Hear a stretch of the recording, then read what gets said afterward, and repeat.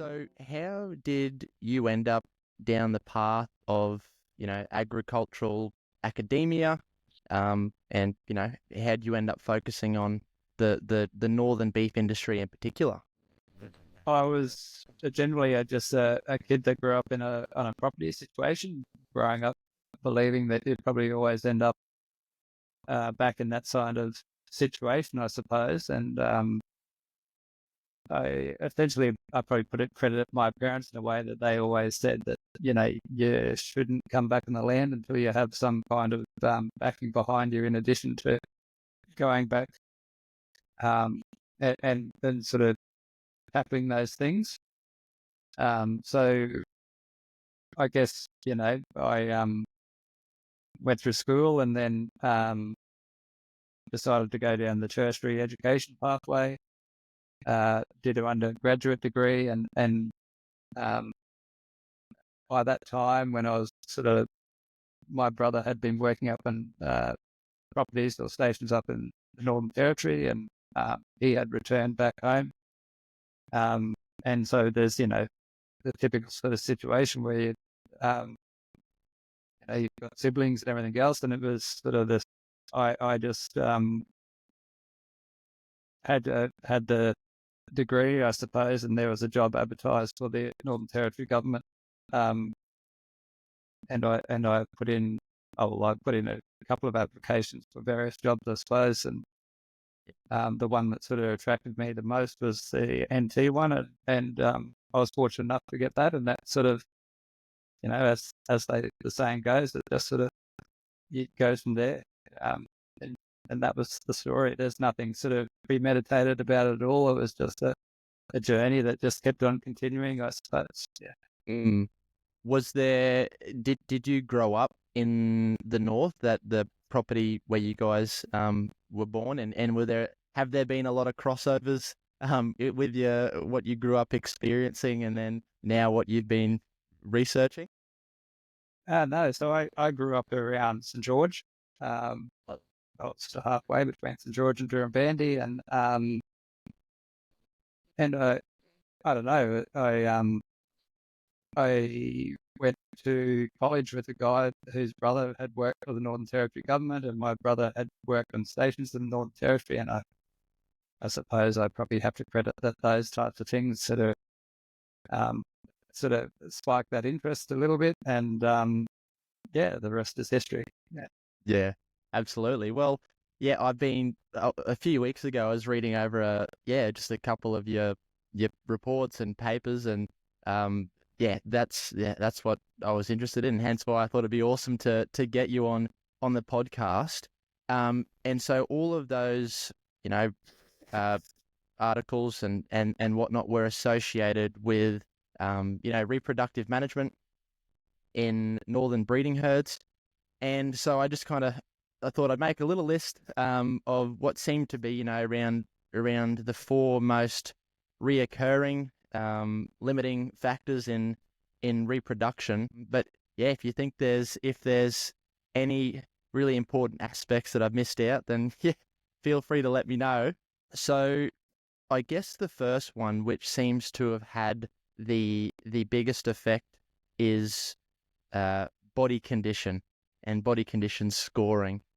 So I guess the first question is how does body condition directly influence reproductive performance in those northern beef herds? I mean, if you think about body condition score, it's a very crude measure of summarizing the nutritional history of a cow or an animal in a way. So obviously, we did a very large study in around 2010, finishing 2014, I think. It was called the cash cow study, which was it was about identifying and quantifying the major factors affecting sort of reproductive performance across breeders in Northern Australia. We had in the order of 80 properties involved in that study. And body condition score is something that's quite simple to measure. It's something that you can visually appraise. And it's sort of long been established that, the condition of the cow at the time of calving is associated with how that cow performs. So we, when a cow calves in the northern sort of conditions, it's, the environment sort of quite limited in its nutritional reserves, and often, we quantify that 97% of cows actually lose body condition score once they're lactating in those sort of conditions. So the idea of a body condition score is if you're already in a sort of an average to a low body condition score when you calve, well, it's sort of that extreme sort of situation where a cow's trying to grow a calf plus maintain its own body condition, and the consequence is that they usually don't get back a calf, and they have to sort of skip a year to get back a calf, or there's a delay in them reconceiving, and that's sort of known as lactational anesis usually, which the duration for that cow to get back into calf is extended. And we also sort of quantified that if a cow wasn't pregnant within 4 months, while they're lactating, they usually didn't. That was probably a reflection of how much weight they lost. A cow that is lactating is usually losing half a body condition score a month. Yeah, half a score a month. Yep. Yeah. So maybe then, what are some practical ways that producers could assess the the body condition score of their animals? Are there any tools or techniques that you guys recommend? Probably just keeping it simple, body condition score sounds very simple, but there's been lots of discussion about how it is best applied, and there's some differences in opinion about how you assess body condition score in southern systems versus northern systems. Body condition score is an overall sort of assessment of the tissue, and so there's others scoring systems that are relating to fat and how finished an animal is. But the way we sort of think of body condition score is what's the overall sort of condition of the animal. You look at it, is it an average condition, or is it very fat, or is it store or below store or skinny, and it's sort of like a basic sort of 5-point score, and you can sort of divide that into two and have sort of intervals in between that, and you end up as a 9-point score. And we've found that it's just a visual appraisal of the animal and looking how well conditioned your animals are, and basing some management decisions based on that can help you sort of improve their productivity or make some management decisions based on it. Yeah. So is it just the subcutaneous fat? Is that really the only visual way to assess body condition score? Are there other ways, or? Oh, there's more technical ways. We used to use a ultrasound fat depth measurer machine, which would actually theoretically give you a millimeter measuring at set points of an animal, and all those types of measurements do come back or are correlated with body condition score, of course. And a body condition score is a more practical way. You can, while you're preg testing an animal, you're in a position to just go, oh, this one's 3 or 3.5 or 4 or things like that, and you could sort of you can quantify that. And not everyone has a set of scales to measure their live weight, and body condition score is one of those ones that sort of gives you a bit of a feel for what the condition of that animal is. A live weight is another way to do that, of course. Is body condition heritable to an extent, or is it just come down to a certain phenotype traits are heritable, and then that relates, or is that how do you see that? Yeah, I mean, ability, there are elements reflected by body condition score that relate to their genetics, I suppose. Um, but essentially, body condition score is a reflection of the nutritional stress or the nutritional history that animal has been under. So, like we were talking about lactation before, I think of one of the major tools that producers have to measure their body condition score is the duration of the cow's lactate. So, so there's systems out there that, the segregation system where you are segregating cows and paddocking them up into sort of known periods of time when they're expected to calve. And then that allows managers to then sort of, have those cows lactating for 5 or 6 months, or even varying how long they let those cows lactate based on their body condition score. So there's a rule of thumb or a recommendation that we essentially advise people to have their cows calving down a body condition score of about 3.5.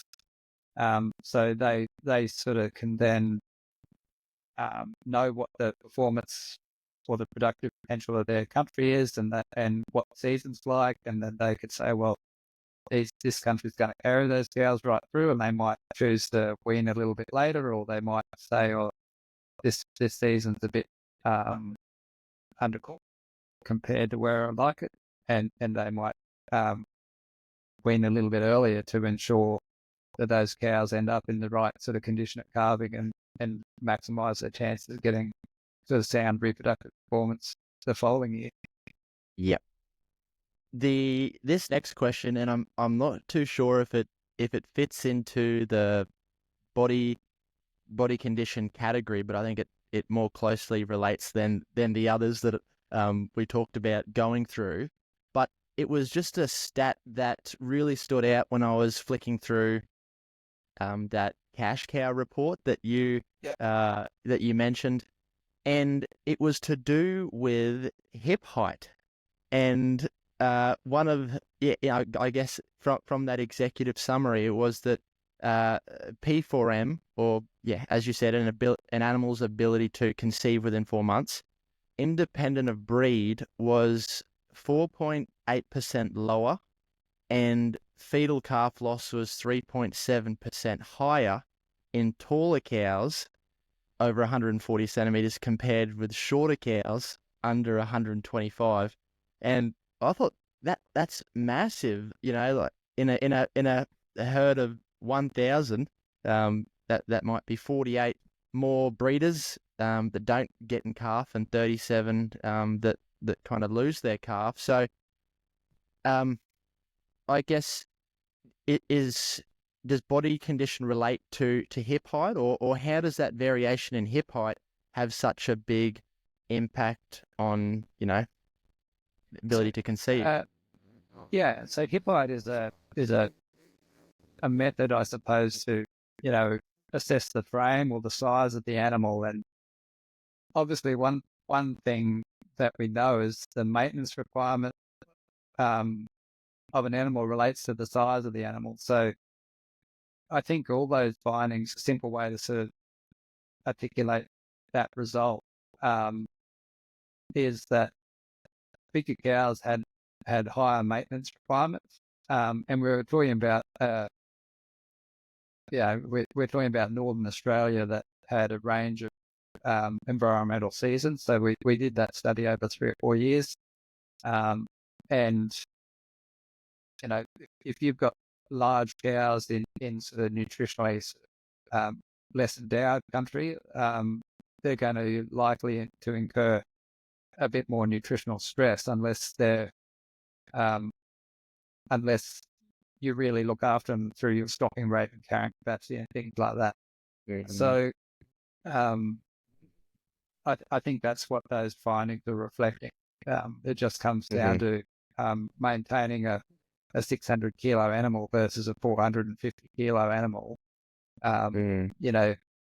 If they're eating a couple of percent of body weight a day, that equates to a lot more feed, and whether or not that's available.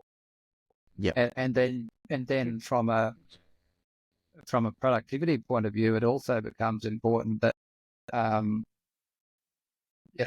years ago we did experiments at a research station at Kidman Springs in the Northern Territory that when you actually divided how many kilograms of calf wean by the average per 100 kilos of breeder mated or things like that, usually, sometimes those larger animals aren't as productive as the more moderate framed animal. Like everything, I think what we might find as a researcher, every producer has to take that bit of information and slightly tweak it so it's relevant to their own situation and turn it into something that works for them, and assess its relevance to them too, I suppose. So if we're talking about maturity or frame or size, markets become important. If you also think about the extreme of a small animal, well, if it's not meeting the minimum grid, well, you get a huge consequence. It's probably not economic. So, I think one of the things, probably the main sort of point there, is the keeping things in balance with your production system. Yeah. All context. Someone I read the other day, like as you said, I've measured a lot in kilograms of beef produced per hectare, and that you might be able to produce more with a moderate frame, but then I heard someone mention we should be measuring in just sustainable profit per hectare, because you might produce slightly less beef, but it could be a lot more profitable. So I thought that was a really good take away the other day. So I guess flowing on from body condition, and you mentioned it, having a 3.5 body condition score at calving, was the time of calving during the year, and how big of an impact that has on northern herds. So I guess how does time of calving, relative to the wet season, really influence reproductive success? Yeah, so I mean, that's a really good question, and it gets a lot of attention. I think there's various strategies out there, and I think it comes down to risk periods as well. The general recommendation is that you want, essentially cows to calve a month before the green date. So when they're hitting peak lactation, and everyone would sort of maybe select a 70% green date, or something at the risk of the rain occurring by then. So essentially the cows are hitting peak lactation at the time that the pasture is growing, and there's enough biomass in front of them to sort of maintain that lactational demand, the nutritional demand associated with lactation. Some of the other areas of research that we've sort of recently been exploring is this issue of heat load and calf survival and things like that. So, if we are aiming to calve in October-December period, for instance, in some parts of Northern Australia, that's also associated with these periods of really high heat loads, or extreme heat events could occur in. But then if you shift it to, say, January, February, well, that can also be associated with, intense storms, and if you've got sort of alluvial blacking praise, you can get bogging issues, or separation, or misadventure of calves, or mis-separation of calves from cows, things like that. So, there's, for all those reasons, there's been a lot of sort of talk about this issue, and the history or the research that's done to date is that coming back to body condition score and things like that, and nutritional demand associated with lactation, the period that seems to be associated with greatest risk of cow mortality, because and calves mortality is those cows that are calving during, well, there's some papers that are written by DeWitt and Braithwaite. I think they're in the late 80s or the early 90s, and these out of season calves and that period, the October, not the before September and the mid dry, when your pasture conditions or your protein levels of the pasture are quite low, and your biomass and things are quite low as well. So that's it just comes down to the ability to look after those cows. So you either identify that group as a risk group, and you separate them and treat them specially and look after them, or you make other management decisions, possibly selling them if you can, or things like that. If you are chasing productivity at an individual animal level, independent of economics and marketability and things like that, what we've found is probably January, February, or December, Feb sort of calving group. They typically have the most likelihood of getting back in calf and things like that. But what we also know is, calves sort of grow just under sort of a kilo a day, typically while they're on mum over a wet season. And if you delay that mating period or calving period by a month, it costs you, 25 to 30 kilos. So there's an economic cost in that. And there's the other practical issue, of course, of if you're going to delay when you mate, well, you need to make sure that there's no sort of strange bulls around and doing the job for you. And so there's all these practical things that need to be considered to, when you apply that to their own sort of station. So just quickly, there's so much that I want to dive into there, but I just thought I'd quickly touch on at the start there. So when is peak lactation in relation to the calving date? Yeah, generally we say it's sort of from 2 months after calving. 2 months. Yeah. So, and it would probably go for another 2 or 3 months afterwards. Yeah, this is something that's been so top of mind lately, because I talked to a few people, and it seems like there are two big schools of thoughts. It's either you have you calve, as you said, maybe a month or 60 days before your green date, and you're kind of prioritizing the calf. It maybe gets a chance to physically mature and then take advantage and absorb all of that milk. And then, of course, with that early calf, you get heavier weaning weights.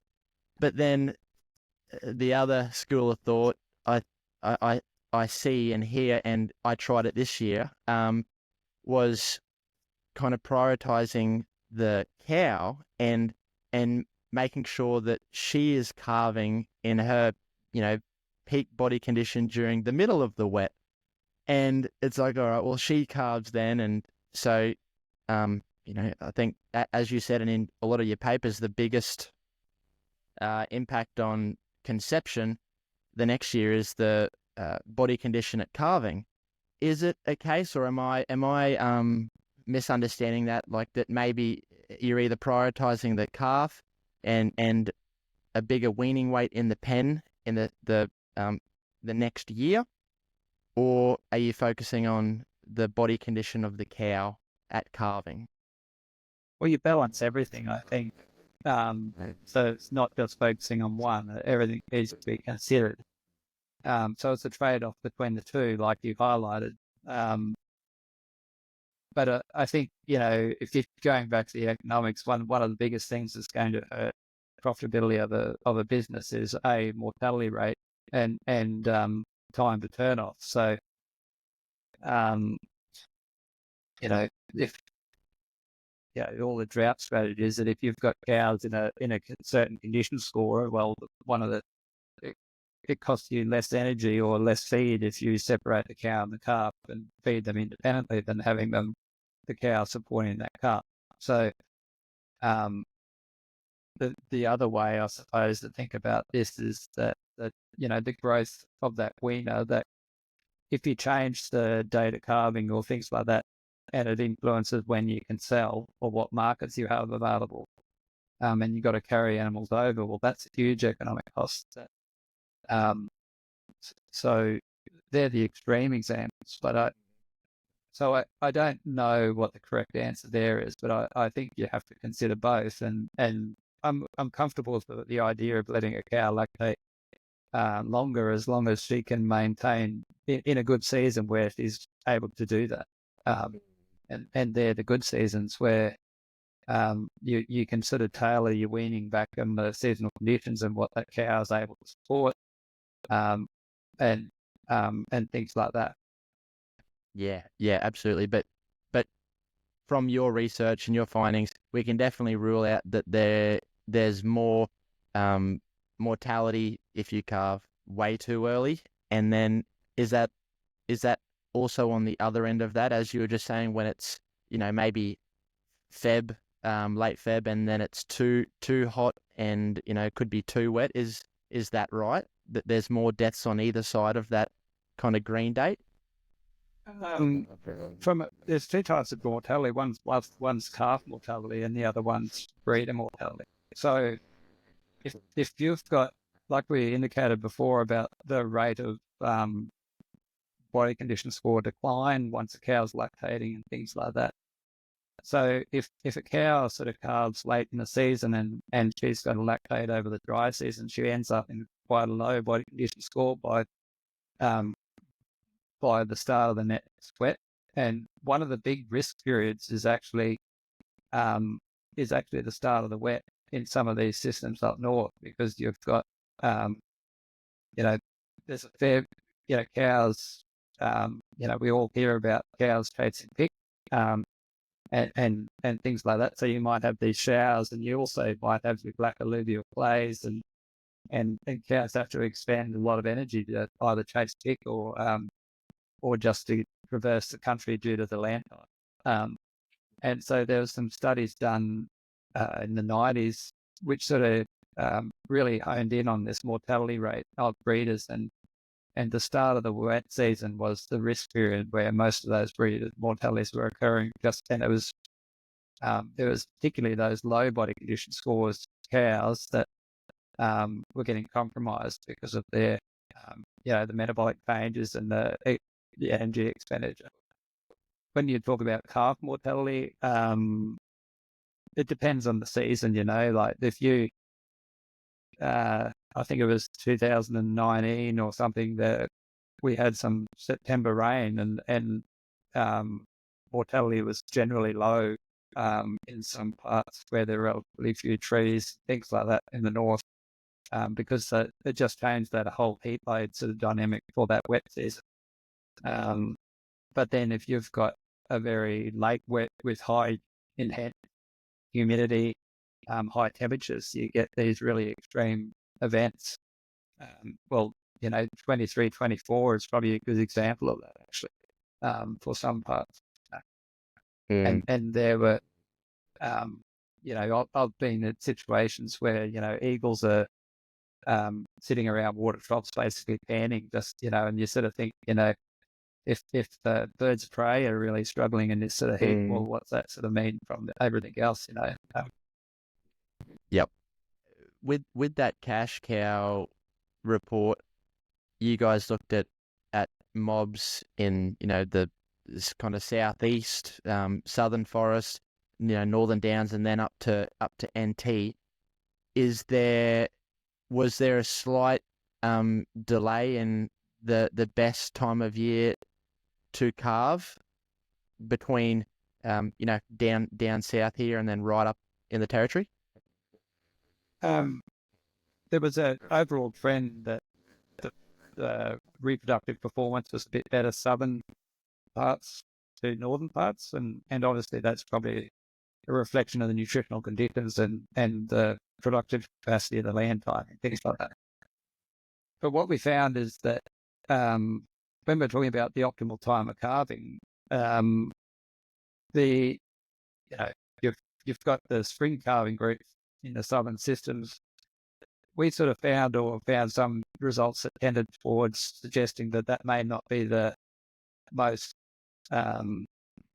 productive period, but it might be, but it's likely to be the most economical period, because that's when you have all your crops and the market demand for backgrounding cattle around that time for the sales. So I think there's a difference there in which is driven basically by markets about that time of calving, and also because you have that, there was a number of producers that had definitely had still high performing cows that was able to supply those calves at that time, and also put enough pressure on the cows to make reproductive performance sort of based selection decisions to improve their genetic gain for those traits. So, making those cows doing it a bit tougher and culling those ones that didn't meet that criteria. Yeah. Yep. No, awesome. So the third most common influence on reproductive rates was a phosphorus deficiency. How prevalent, I guess, is it across Northern Australia? Are there any particular regions that are far worse than others, which kind of stand out to you? Phosphorus deficiency is like, it's very prevalent across Northern Australia, and I mean it was first detected in the 1950s, I think, in the Barkly Tableland. So it is a little bit interesting that we're still talking about it, I suppose, in lots of ways. But the reason why phosphorus deficiency is so impactful on an animal's performance, I suppose, is that when an animal is depleted in its phosphorus, it affects intake. So they grow. There's around Katherine in the Northern Territory, there was a study done in Syro. I think there's about an 80 kilogram difference in steers that one was group fed phosphorus versus another. Phosphorus deficiency is relatively simple to get some kind of feel for how what your sort of situation is, as when there's enough nitrogen available and animals theoretically should be growing. You can collect a blood sample and measure their inorganic phosphorus, and even soil samples will give you some kind of indication of what the risk is of phosphorus. Soil sampling has to sort of represent areas that they're grazing, and it can be there can be some soils in the paddock that cows will actually sort of find that have a fair source of phosphorus, and it will change their sort of overall sort of status. And there was a study done on the Barkly Tableland that had a little outcrop of red soil that had really high phosphorus levels, and it influenced some of the results of that study. So it was really quite interesting, and we continue to learn elements of it about it.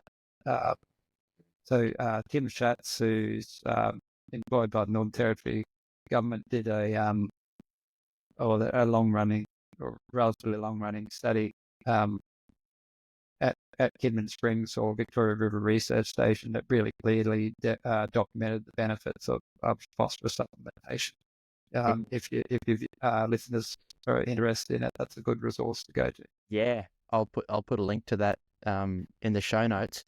How often in those tropical grasses does phosphorus become the most limiting nutrient? I know during winter, obviously, we lose our protein and energy. Is it common during specific times of the year that phosphorus becomes the most limiting factor? Yeah, so I mean, it is, and it's over the wet season. So as you meet your nitrogen demand, so as your pasture is growing and there's more protein available in content in that pasture, that's as phosphorus as nitrogen is met, phosphorus becomes the next key nutrient, becomes limiting. And the recommendations are you should be aiming or targeting to feed somewhere between 7 to 10 grams of phosphorus per breeder per day. That's what the historic sort of recommendations are to meet the requirements. So there is always some phosphorus available. It's about the leaky barrel. As you sort of patch one hole with the nitrogen, the next rung becomes leaky. So, have you guys found that there's a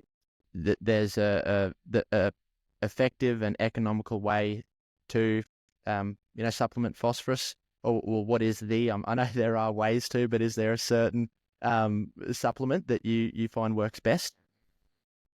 No, I think we're talking about different management strategies for animals, and I think supplementation is another one.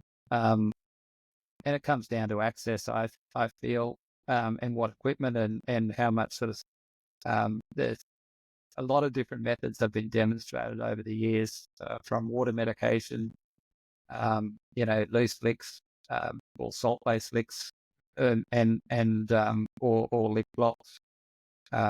As long as you're getting that intake, I don't feel like that one method is better than the other.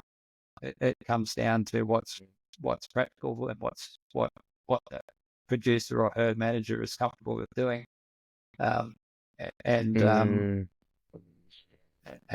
there. So I think what products are delivering phosphorus, they do need some consideration sometimes, how much phosphorus is bioavailable. But as for method of distribution, no, I don't. I think as long as you're getting that intake, it's fine. Yeah. Are you able to speak to that? Have you seen much of a difference between people doing the water medication versus the loose lick? Do livestock, is there a better chance of them getting the adequate dose of that certain, supplement through water? I think it's a good question, and it comes down to how frequently the animals are accessing that water. If you're in a situation where there's no surface water, and animals having to go back and drink from that trough and things like that, or I think it is a very effective way to do it. There have been some instances, that probably got more related to paddocks that have got limited water, permanent water systems, or have got a mixture of dams and frogs or things like that. There are limitations with some of those systems, but a lot of these things can be overcome too when people think about it. But I suppose what I was saying before is I don't think it really matters as long as people know what the limitations are and they account for them in their management strategy. I think it all works out. Yeah. Yep. Are there, just lastly, any specific ways? I know you touched on soil testing, but any practical ways producers could tell whether that's phosphorus, that's the limiting factor? The most so the main message now is very clear that a blood sample when there's high nitrogen around is the most definitive sort of diagnostic test. You will hear about soil testing and fecal testing and things like that, but and they are sort of secondary level guides that perhaps will give you a benchmark or a feel for what's going on. But I think if you really wanted to find out what your phosphorus status was, it would be identifying a group of non-lactating animals that have got that are growing, that you would test their blood for indicating phosphorus. And then it's a straightforward test that can be routinely done by many labs. Awesome. the other, I guess, impact or point that I wanted to touch on lastly was just environmental stresses.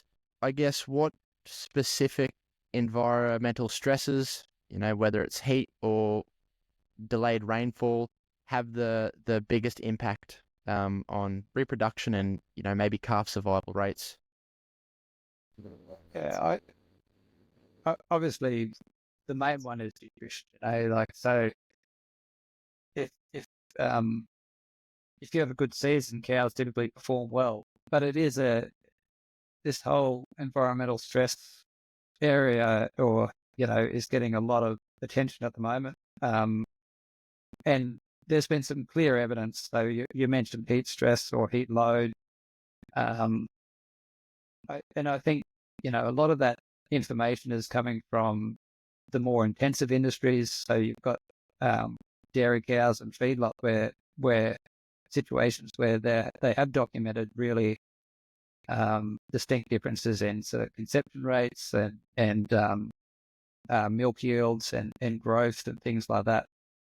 But I think there's some real important distinctions that we need to consider when we think about that when we relate to beef grazing situations. So if we think about the intensive situations, they're generally under a high energy sort of diet. They're sort of fed to perform. So, their metabolic energy generation is higher.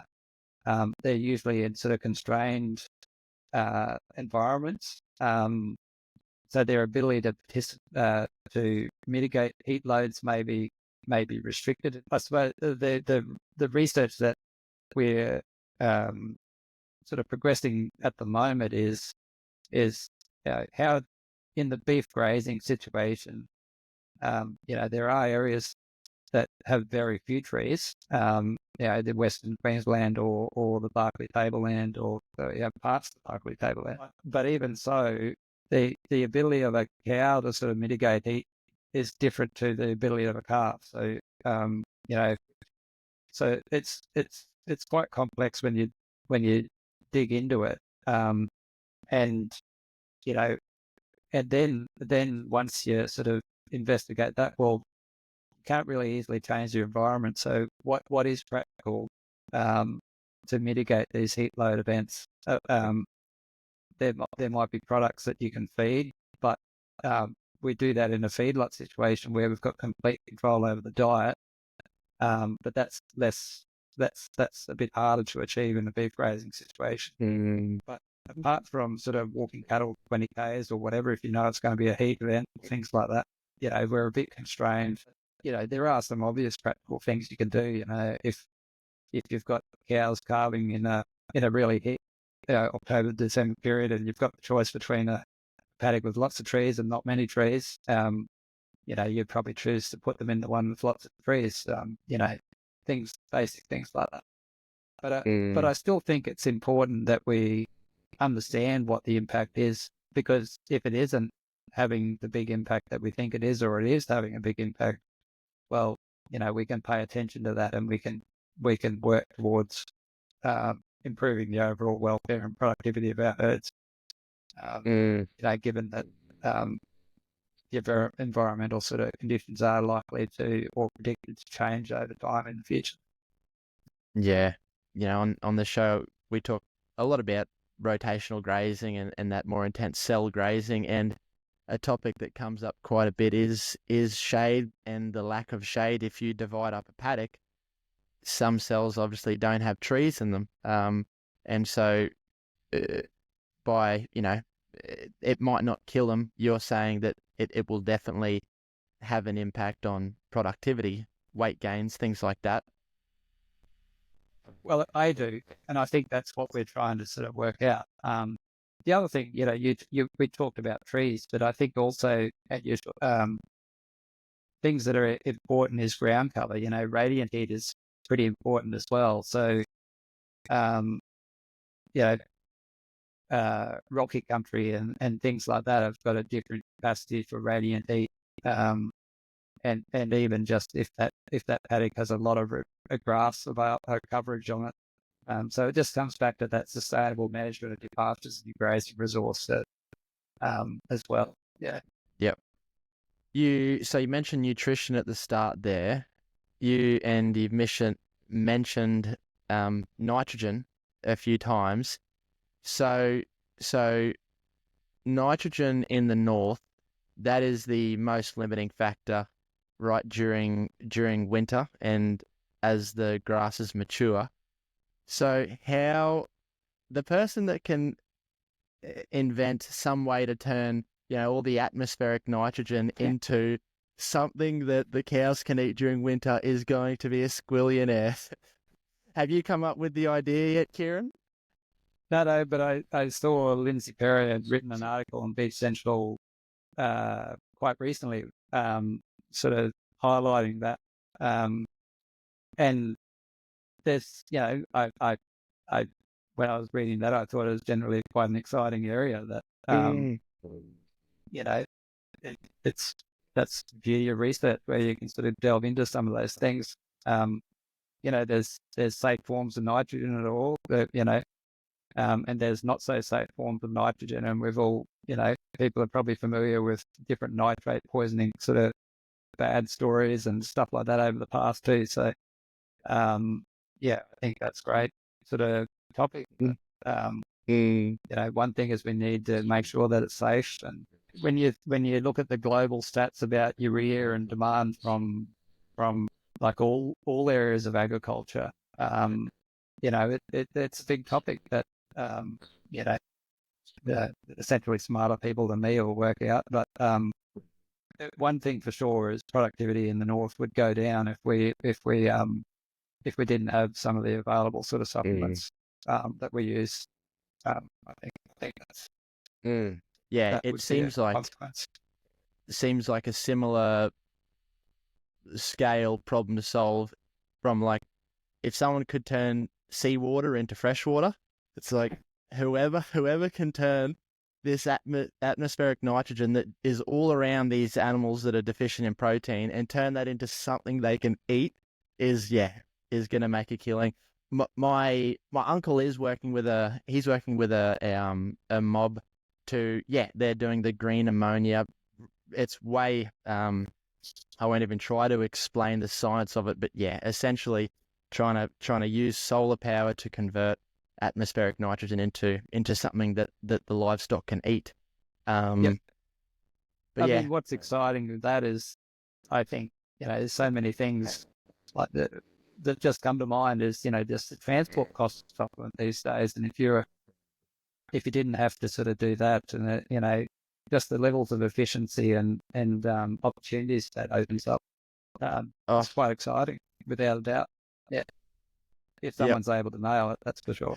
Yeah, that seems like the hardest bit. He did mention, possibly down the track, they could be looking at things, where, as you're talking about the water medicated supplements, having one of those pods or components attached to a large water tank, header tank, and that whole pod is self-sufficiently creating its own nitrogen.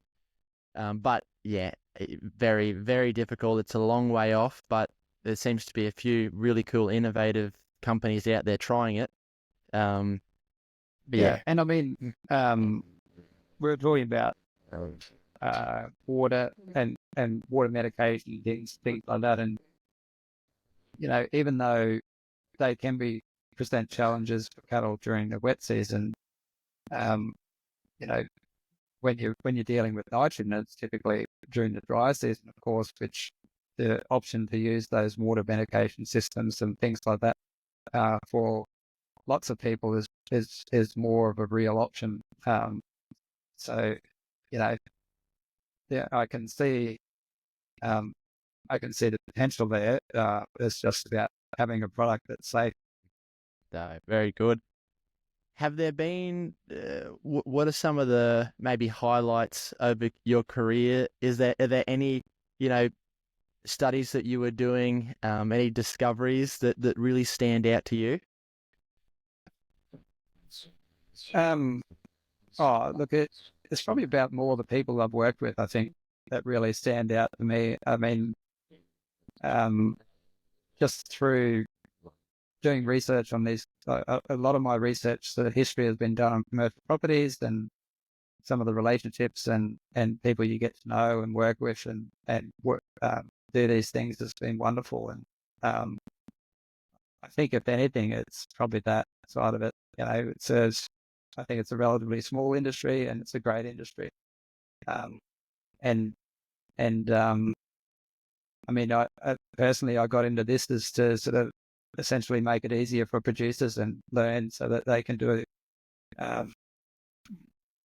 you know, end up with more productive and profitable enterprises. So, and I have done some work in sort of small village hold systems in overseas that those types of things are really empowering as well, where, you know, you can be working with someone that sort of got one or two animals that like just, you know, not struggling, but, you know, they're really working for it. And through ACR projects and different sort of Australian support, you're actually able to sort of help them along the journey a bit, and I find that incredibly rewarding as well. You know, just anything that gets you out with cattle and working with producers is always a good day. Absolutely. Spot on. Just lastly, are there any exciting things you guys are doing at UQ? Any kind of plans for the future, things, innovations that are coming on the scene? Well, there's a number of different things that are sort of being tackled. The tools that are available to make genetic gains is increasing exponentially, and the methods, you know, some of the benefits of COVID have been some of those sort of mechanisms developed, you know, learnings of how to develop vaccines and also tools for rapid testing, you know, to identify diseases and things for applied to genetic tests, things like that. I think they're really exciting developments that are already in the pipeline that will, you know, have futuristic outcomes that will be applied to this. And you know, very much I think we're becoming a lot more data reliant or so some of the, you know, the software or systems that are available that help producers to make evidence-based sort of decisions or scenario mapping or modeling what different impacts could do to their business. I think all those types of developments, you know, Starlink and this is just, yeah, this is futuristic stuff, but I mean, you know, we've all had, you know, a basic sort of computer in the yards, but in the future, you know, essentially you might be able to do some of these rapid sort of assessments through some computer in the cloud processing the data, you know, and telling you whether or not the cow's one that you should keep or move her into the B group that you may consider to move on if things get dry or something, you know. Yep. No, awesome. Well, are there any final thoughts, Kieren? Anything you reckon we should have gone over, or any final tips maybe for producers that are looking to get the most out of their herds for 2025, or you think we pretty well covered it all? No, I think it's been a really good chat. Nothing comes to mind, but there probably is something. But and if really happy for people to generally sort of reach out if they do have a question as well. It's fine. Yeah, absolutely. So, where could people find you if they maybe want to follow along with what you guys are doing at Coffee there? I can, yeah. So the Coffee has different media sort of streams. They're on LinkedIn, but they've also got Facebook streams and different things. And then each individual researcher at UQ has their research profile. And you can, like anyone can sort of look up those individuals and see what projects and what supervisory sort of capacity or what projects they're trying to seek students to get engaged with and different things like that. So those types of resources cater for a lot of different target groups. People trying to get into PhDs or HDRs, and just general awareness about different activities, I think. Yeah, awesome. Well, I'll put a link to all that stuff in the show notes as well. But no, Kieren, thank you so much for taking the time and sitting down with me today. No worries. Thanks for reaching out. It was a great chat.